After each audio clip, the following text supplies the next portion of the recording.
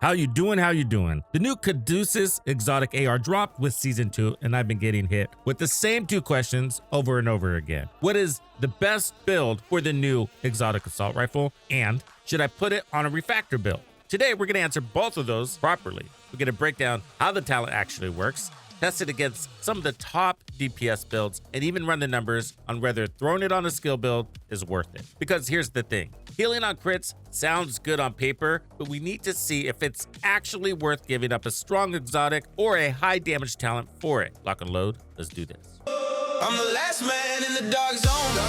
Bag full of junk, call it backbone. Wait. Piece of shit wristwatch. Bandidos, what up? Your boy Tux with Division 2. First off, you can get the Caduceus on the Season 2 rewards track. On the free track, it's at level 69, and if you have the premium pass, you can grab it at level 1. After the season ends, it'll go into the general exotic loophole, so you'll be able to farm it from exotic caches like normal. Now, let's talk about the talent, because this is the heart of the subject. Critical hits repair you and your allies for 3% of the hits dealt damage. So this works even if you play solo, and this talent is actually pretty straightforward once you break it down. It does 2 things. It requires a critical hit to activate, and the healing amount is based on 3% of the actual damage of that specific hit. So this is important, because the healing scales with how hard you're hitting, and you need a crit to activate it. So the more damage the bullet does, the more it heals. That's why the talent is directly tied to your DPS. And take a look at these mods. It's got 10% crit chance. This gives you the bigger mag, 5% critical hit damage, and another 5% critical hit chance. The handling on this is nice. It's like a laser beam, allowing you to draw in more headshots. It comes with a base 70 round mags at a 650 RPM. I recommend putting damage to targets out of cover on your assault rifle. Let's talk about the weaknesses of this assault rifle. The talent is based off of performance. So if you're not performing, say you're missing shots, then you're not healing. And I'm not saying because you're a crappy player, but you get suppressed. And so there's many times where the enemy breaks your armor and then you go back into cover, you're suppressed, but you can't heal through that because you're not able to put out damage. And if you pop out of cover, they'll instantly drop you. Or even if you blind fire, they hit you in the wrist, you're dead, which happens to me all the time. So at this moment in time, you need to pop an armor kit, and this whole weapon is about avoiding that. On paper, the best way to make Caduceus heal the most is to simply run it on the highest DPS AR build you can make. Now, it's easy to overthink this weapon. A lot of people assume you need to build around the healing, but the talent rewards you for just doing some good damage and landing crits. So let's actually test that theory. I ran the Caduceus through my DPS spreadsheet against some of the usual suspects. So we got Heartbreaker, Striker, and Umbra. I also threw in a couple of other builds that I thought might be interesting, and there's some hidden surprises. Real quick on these builds, what I've tried to do is make them all as apples to apples comparable as possible. If you have something like this piece with an armor core, I just adjust that on the spreadsheet to add 15% more weapon damage. If the build is prototyped, what I do is actually back down all the prototyped or buff stats as if they weren't prototyped. There's no prototype being considered in this data. Also, there are no modifiers being considered in this data. So it's as clean as I can get it. So let's look at the first one first. And this is the Heartbreaker setup, which is primarily a tank DPS one. But what we've done here, so that we can do an apples to apples comparison, is ran it all red. We're running the chest piece, and then I have 2 pieces of unit alloys. Most of the builds are going to be running 2 pieces of unit alloys if I could get it to work, because rate of fire is just pure DPS there. And then we got 20% assault rifle damage, which is also helping. And then we have the sub attribute for another rate of fire boost. Of course, this wouldn't be a true DPS comparison if Striker wasn't in the equation. I'm running 4 pieces of Striker, including 2 pieces of unit alloys for the equalizer, obliterate chest piece, and we have the salvo holster. So all of these prototype pieces have been backed down and adjusted so that they're non-prototype stats in the spreadsheet. Umbra is also a really good AR DPS set that has some healing elements on it. Now with this one, you run the chest piece because it's lifting up the RPM and critical hit damage, and we're running the 2-piece unit alloys, so it's pretty straightforward. Let's go to the spreadsheet and look at the numbers. Let's focus on the burst DPS because it lines up with the heals per second, and that's going to be the unit of measurement for which build is better for the Caduceus. Of the 3 builds I just showed you, Striker, no surprise, comes out on top. Second is Umbra, doing about 5% less DPS. And then, of course, Heartbreaker, which is way down there, justifiably so because it's more of a tank DPS gear set. Now, if you look at the heals per second, the relationship to DPS is 1-to-1. So Striker is putting out 306,000 heals per second, with Umbra coming in second at 291,000 heals per second, and Heartbreaker at 196,000. What's kind of interesting here is which one needs the most heals per second also happens to be Striker. Which one needs less heals per second also happens to be Heartbreaker, because it's earning bonus armor too, which is shielding you from damage, so you wouldn't have anything to heal if your white armor was peaked. And Umbra plays there in the middle. It also needs a little less heals because you get regen when you go back and cover, which you're forced to do from time to time because that's an in and out of cover type play style. So Striker being the highest DPS, it's going to be the best build for the Caduceus. And then from there, the question is, would you actually want to run the Caduceus with the other two gear sets? I think with Umbra, the answer is yes. I think this is a great assault rifle for Umbra. But with Heartbreaker, I don't think you'd want to do that because Heartbreaker really relies on a very strong weapon to compensate for its lack of DPS. Even if you use something like the Stack Broker to build out peak stacks on Heartbreaker, this build I'm showing you with those DPS numbers is considering an all-red Heartbreaker build, which you don't really want to do because you're putting it up against something like Striker. And it's like, if you're just going to run an all-red build, just run Striker. And then you have the benefit of the Striker backpack that has no downtime. Where with Heartbreaker, we're running Vigilance, hoping the bonus armor can keep it up. And if you're running an all-red build, it just can't. I don't recommend Heartbreaker with Caduceus. I think the lack of a damage talent is going to hurt you. Okay, I have some other builds we're going to want to look at, but let's move on to the refactor question and we'll come back to this. A lot of people have been asking, I get this question a lot, what if I put the Caduceus on the refactor build? Refactor already has strong healing through skill damage, and most people run the capacitor to boost that skill damage by 60%.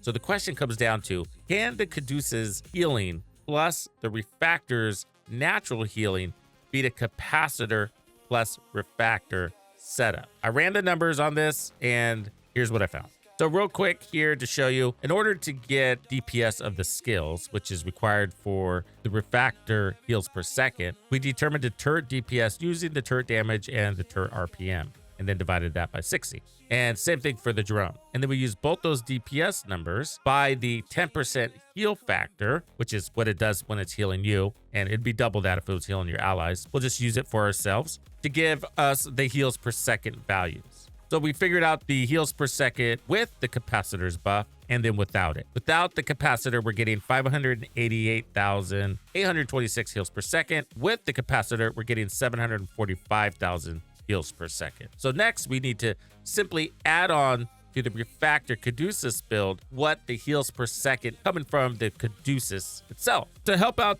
the Caduceus a little bit more, I converted on paper these two armor cores into weapon damage, an additional 30%. If we go back to our dashboard and we take our heals per second coming from refactor and add the heals per second coming from the Caduceus, we end up at 642,794 heals per second, most of which is coming from refactor, like a big chunk of it. About 45,000 of that is coming from the Caduceus. And then we have the refactor sitting at 745. So almost 100,000 more heals per second, which is not a little bit. And it makes sense because the Caduceus is driven by damage and it's triggered by crits. This refactor build has no crits and has very little weapon damage. Even if you came in here and stripped away all of the skill damage and replaced it with something like crits, all you'd be doing is struggling to reach the heals per second that the refactor capacitor does and probably wouldn't get there. It's a big hole you'd have to dig yourself out of. So I also tested one other build that I knew people were going to be interested in. The Striker running the Ninjabike backpack. So the Ninjabike allows you to open up another brand or gear set bonus. In other words, we're running 3 pieces of Striker here, but because of the Ninjabike, it's actually 4. So we still get the Striker bonus. That's a W, right? If we're running 2 pieces of unit alloys, then we're also going to get the 50% magazine size, in addition to the rate of fire and assault rifle damage. Another W. This looks really good, but it is at the cost of the Striker backpack, which gives us another 35% more amplified damage. Now we're rocking and rolling with a 105 round mag That's without the modifiers. So what do the numbers look like? Well, let's turn to our spreadsheet. This has all been normalized as well. So I've stripped back any benefit of a prototype. So there's no prototype values in this, just like the other builds. So if we look at the burst DPS here, we're at 8.3 million. The heals per second is 249 million, but now we're at 105 round mag, right? So this is the largest mag version of any of the builds. The Caduceus feels really good with the large mag, especially in tougher content or when you're getting large waves. Not having to reload and having a build that's strong enough to wipe the crowd feels really good. This build is just quite a bit weaker than the others. We all know that the Ninjabike is in a place where you could have a weapon damage talent on the backpack like the striker one. See, the cost here is that we also have an assault rifle that doesn't have a weapon damage talent. So you're losing 2 out of 3 damage talents, the third one being the chest piece. You're just missing too much damage here. It's in the numbers. So if you look at the regular striker build, you know, you're 20% less damage output than that one. Now, if you look at the sustained side, you're in a little better place, but hardly. I just don't think this build is worth it. Even in solo heroic content, that's a lot easier. Make one simple change, and now you're sitting pretty. A really good build, actually. And I 100% recommend this one. Well, technically, we're going to change 2 pieces. Let me put on a striker holster here. So this is simply a striker memento build. Now, I'd probably suggest putting on 1 more armor core so that you can, you know, get some more girth to your bonus armor. So the memento, this is mostly why we're running it, is going to be giving us 10% bonus armor per blue core.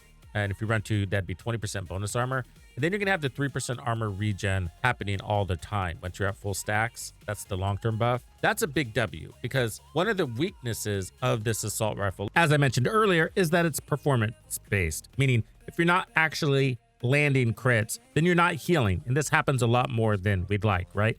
Sometimes you're suppressed, or your shield breaks and you get dizzy and you can't help it but miss the target that's standing right in front of you. So you pop back in cover and you're almost dead. And if there is a status effect on you, sometimes that status effect comes with damage that can kill you, like fire or even shock. So you can't use the Caduceus to heal your way through that. So what armor regen does is help you regenerate armor during those moments when you're suppressed or when you're missing shots or between engagements when there's actually nobody that you can even shoot. And it's a nice balance so that you're always healing. The Caduceus is still going to be the main driver of heals because it's based off of damage and you're running a damage build, where armor regen is going to rely on a lot more armor to be more potent, which you don't want to do because then you're going to pull from the Caduceus. So leave the heals with the Caduceus. That's the best place to put it. But have the armor regen kick in when you're not able to heal with the Caduceus. That's what this build does. On top of that, you're getting the bonus armor, which is shielding you from damage, allowing you to face tank more, and a skill tier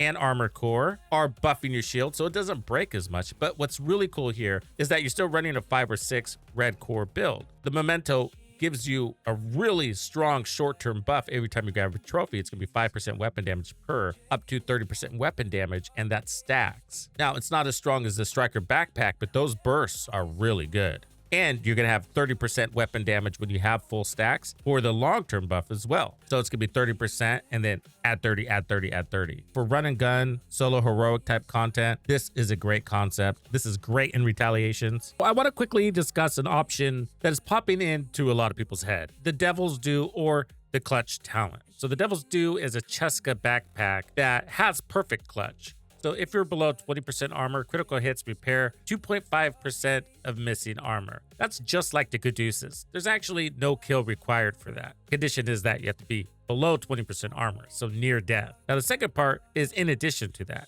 and requires a kill.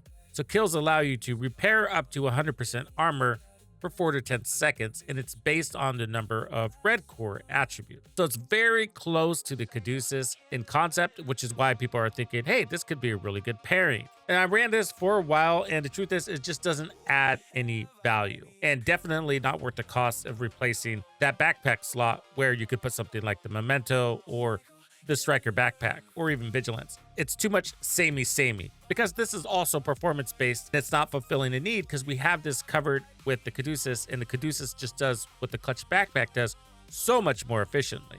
No kill required, no threshold, just damage. It's not horrible, definitely try it, but I didn't even notice it was there. Now here is a build that I really like.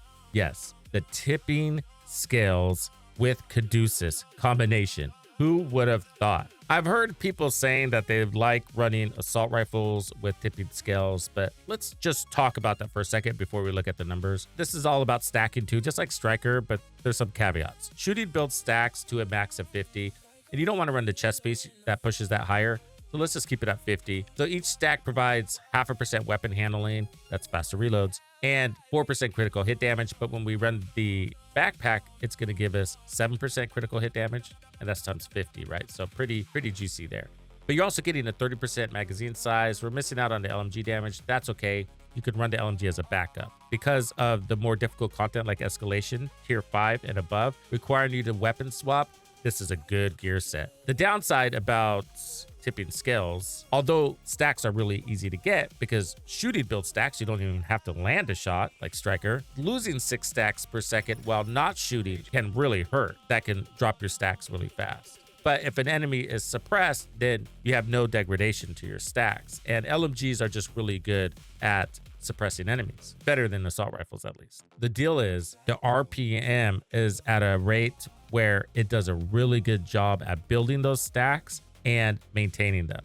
You see, the stacks here, although they're based on shooting, there's also an element of time built in. Like Strained, the weapon damage talent, it's the longer you're shooting, an element of time builds those stacks. Simple, right? The slower the weapon, then the longer it takes to empty its mag. And the size of the mag is a dictator on how long you're going to be shooting before you hit that reload. This has a 70 round base mag, and since the gear set is pushing it to 91, you're shooting longer and your RPMs are allowing you to shoot longer. So this combination is a magical fit for tipping skills. And you're getting weapon handling bonus on an already fast, very nice reload time. The moments you're not shooting are brief, and that makes this tipping skills Caduceus build really viable. Actually, I think it's my favorite. I'm not 100% yet. I'm still going back and forth with the Striker because the Striker feels really good. Speed feels really good with the Caduceus. So the Striker is more about speed. Let's bring it down to the numbers. So as you can see here,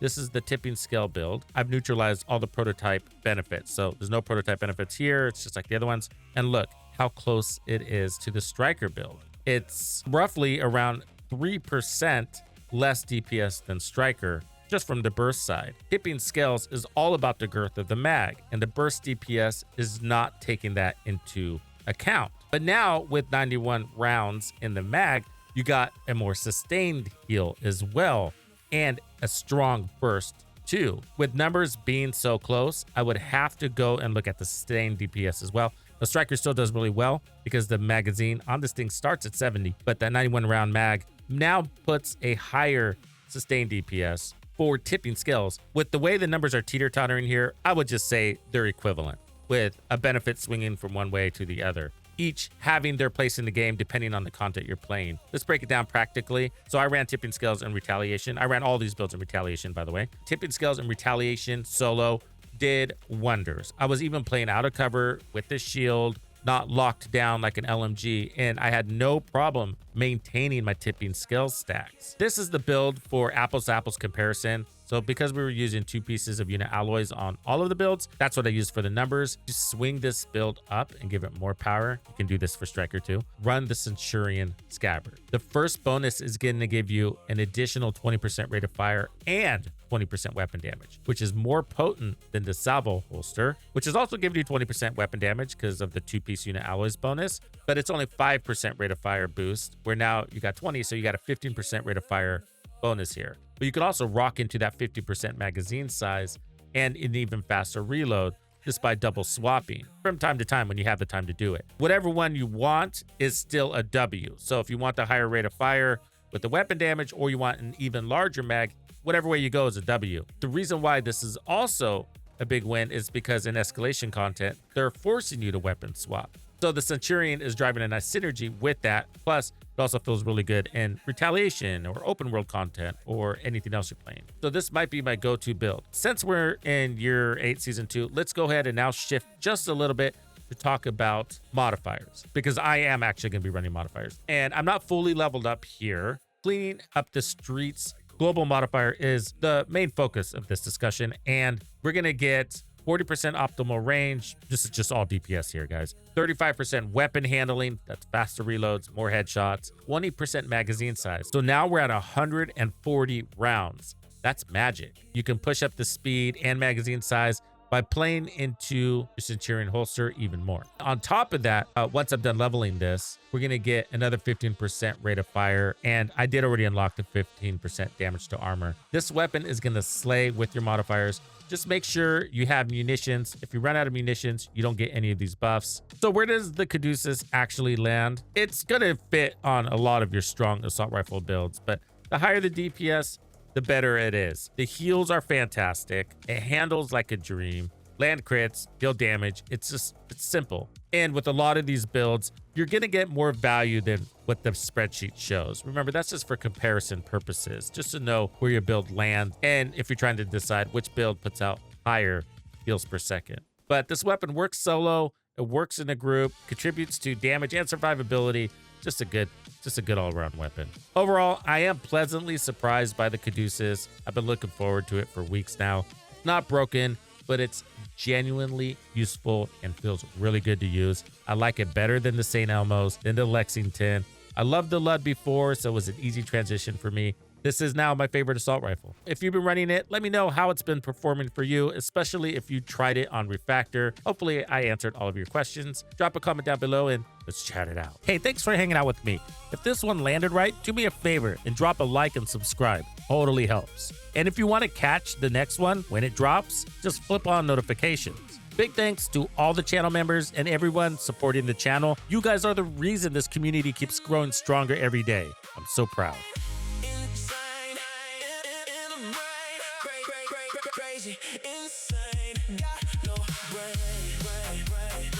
Oh, yeah, if you're digging the music and want access to those really cool gamer music playlists and weekly beat packs, Tux's Players Club is always open. Just hit join or check the link in the description. No pressure though. I seriously appreciate you being here either way. If you're not ready to join but still want to check out the music, I've got a public playlist you can listen to right now. Links in the description. Catch you in the next one. Later.